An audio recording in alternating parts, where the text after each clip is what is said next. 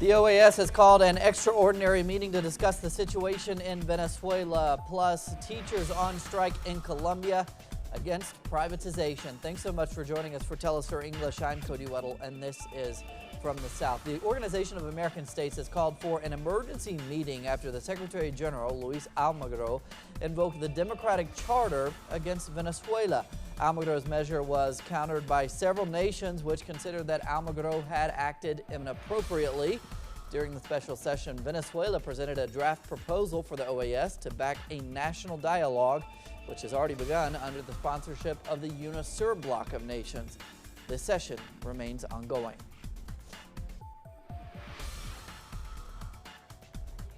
El Departamento de Estado de los Estados Unidos de Norteamérica señaló que no era cierto. Venezuelan Foreign Minister Delcy Rodriguez says that OAS President Luis Almagro does not give orders, but rather follows those from U.S. President Barack Obama. The foreign minister's remarks come after Venezuelan authorities revealed that Luis Almagro had been meeting with John Kelly, the chief commander of the United States South Command. Ayer el Departamento de Estado de los Estados Unidos de Norteamérica señaló que. Meanwhile, thousands of Venezuelans have taken to the streets to show their support for President Nicolás Maduro against what he has called meddling in the country's political crisis. Trade unions, students, and social movements mobilized to publicly reject the OAS Secretary of State's decision. Public school teachers have begun a nationwide strike in Colombia against the privatization there of education. Tens of thousands have marched accompanied by students to demand an increase in salaries, better resources for the sector, and a better medical health care, better health care, among many other demands.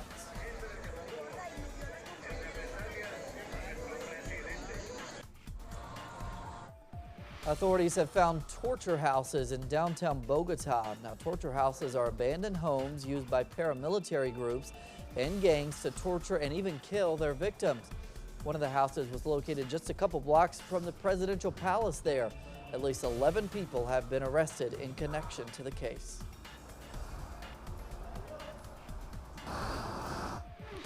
Public school teachers have also rallied outside the Mexican Senate to demand dialogue with the government over a controversial education reform.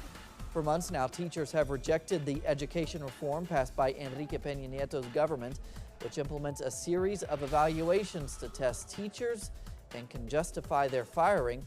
Already, almost 10,000 teachers have been laid off. Brazil's economy shrank 0.3% in the first quarter of 2016, a decline which was smaller than expected. The better-than-expected performance is believed to be due to the slight increase in oil prices and also financial speculation regarding the coup against President Dilma Rousseff.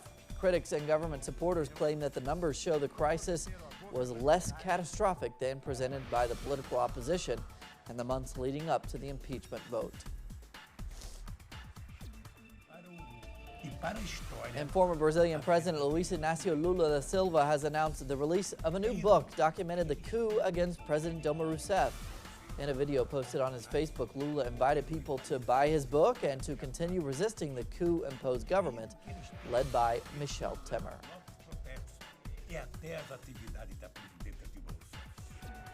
Meanwhile, in Chile, thousands of workers marched to demand President Michelle Bachelet to fulfill her campaign promise of massive reforms.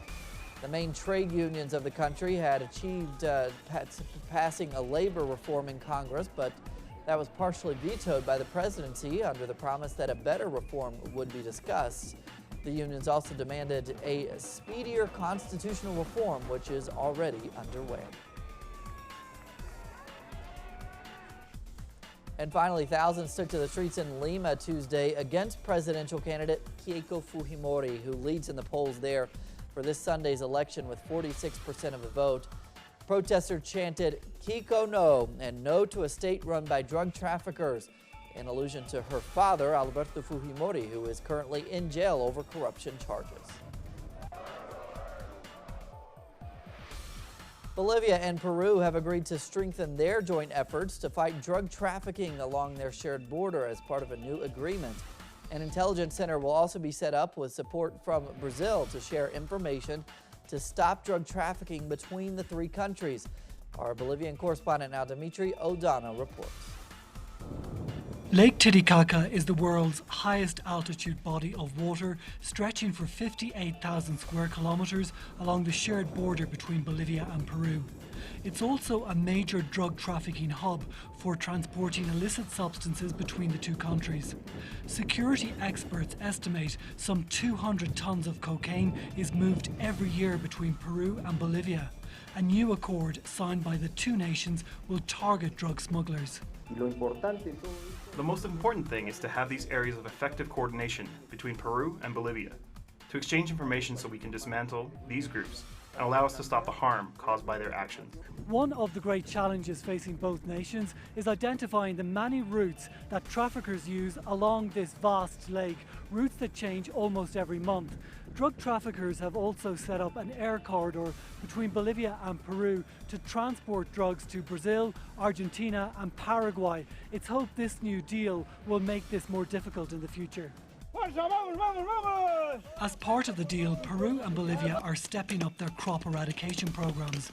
Bolivia will also install radar controls along its border to track narco planes more easily. An anti-narcotics intelligence center will be created in Sao Paulo to coordinate information on drug trafficking and related crimes such as money laundering.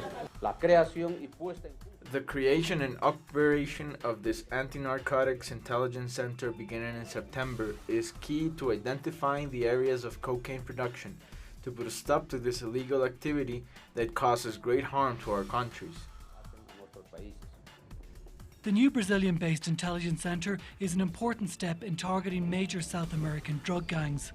Brazil is the second biggest consumer of illegal drugs in the world. The new initiatives are particularly important for Bolivia. It borders 5 nations and drug traffickers use it as a hub to transport cocaine in and out of the country. Peruvian and Bolivian police teams will also join forces to target drug manufacturing laboratories on both sides of the border. Dimitri O'Donnell, teleSur's, Copacabana, Bolivia.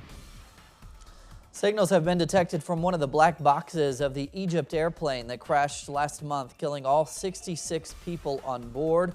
Now, these signals were picked up by the French vessel La Place as it was searching the Mediterranean Sea. As a result, a priority search area has been established.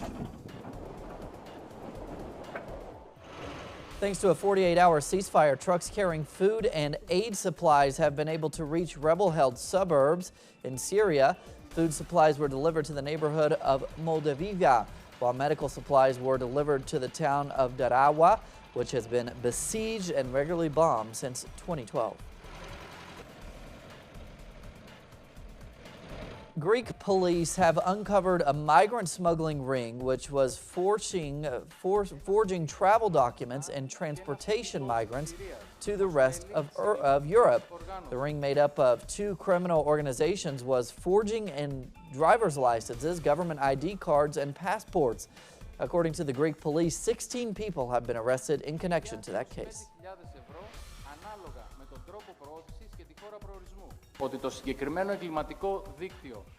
This specific criminal network contained 2 organizations that were working at the same time, creating a labyrinth network for the illegal transport of migrants, based primarily on the use of forged and stolen travel documents and the use of plane flights, which had been in operation over the period of 2 years.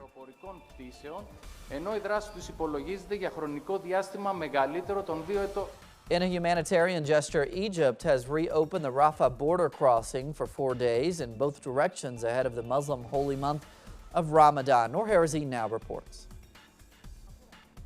Egypt opened its border with the Gaza Strip Wednesday morning for 4 days, allowing Gazans to leave and enter the isolated territory ahead of the Muslim holiday fasting month of Ramadan. The spokesperson of Hamas's Interior Ministry, Iyad al-Buzum, said in a statement that the Rafah border crossing will be opened through Sunday for the travel of humanitarian cases in both directions. There are nearly 30,000 citizens registered to travel as humanitarian cases. This number includes patients, students, holders of foreign passports, and residences abroad. The move is the second opening in 4 months after Egypt shut the border since 2013. The measure came after a visit by the president of the Palestinian Authority, Mahmoud Abbas, to Cairo late May. However, only a few thousand of the nearly 30,000 on a waiting list will be able to cross Rafah after 3 weeks of closure, with a top priority to those who returned in the last opening. Traveling through Rafah is like a journey of death to Gazans. Its closure for long intervals causes overcrowding and a state of chaos among travelers, who now must seize the moment to get through. Lucky passengers or those who are in touch with the Egyptian side have no problems getting to Egypt. In some cases, passengers are returned for some reason or another. There are nearly 30,000 citizens registered to travel as humanitarian cases. This number includes patients, students, holders of foreign passports, and residences abroad. We need more than 4 days to allow this large number of people to travel. We are waiting for more from our neighbor Egypt. Rafah crossing, Gaza's only getaway to the world, is at the moment essentially inactive border crossing for Gazans. Egypt keeps it permanently closed and open it on occasions for the passage of humanitarian cases only. Egyptian authorities have outright demanded that the Hamas leaders in Gaza transfer the administration of the crossing to President Abbas's Fatah forces to ensure its continued opening. Noharazin, teleSur's TV, Gaza. Thailand has jailed a country singer and political activist for 7.5 years on grounds of insulting the monarchy. Prosecutors said the singer made defamatory comments against the monarchy during a 2013 speech during a political rally in the capital of Bangkok. His attorney says the punishment is too long and he may appeal. 40 dead tiger cubs have been found in a freezer at the Thai Buddhist temple, accused of wildlife trafficking and animal abuse. Both police and wildlife officials started the operation on Monday to remove all of the living tigers at the temple. The site is a popular tourist attraction, but has been closed to the public since this raid.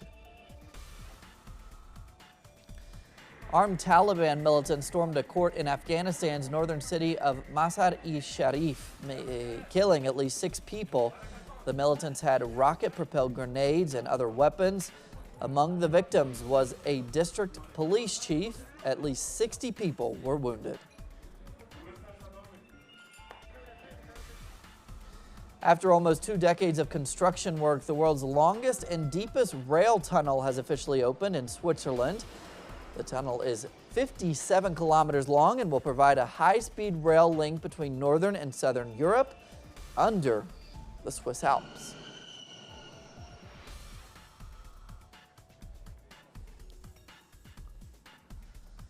Brazilian legend Pelé announced this week that he will be selling all of his personal sports memorabilia. Now, the event has been dubbed the world's most important sports auction ever. Pelé is arguably the most famous soccer player in the world. Items include medals, shirts, and game balls. Conservative estimates have valued the collection at up to $5 million. Okay. Yep.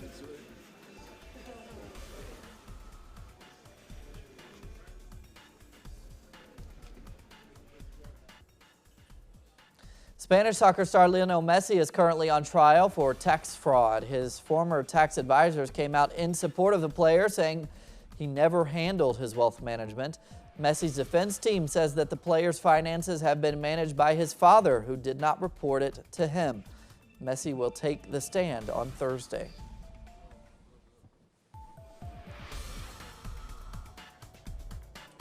And that's what we're covering on this Wednesday. Thanks so much for joining us. Plenty more on all of those stories and others at our website, telesurtv.net/English. Be sure to follow us on social media as well. See you back here tomorrow.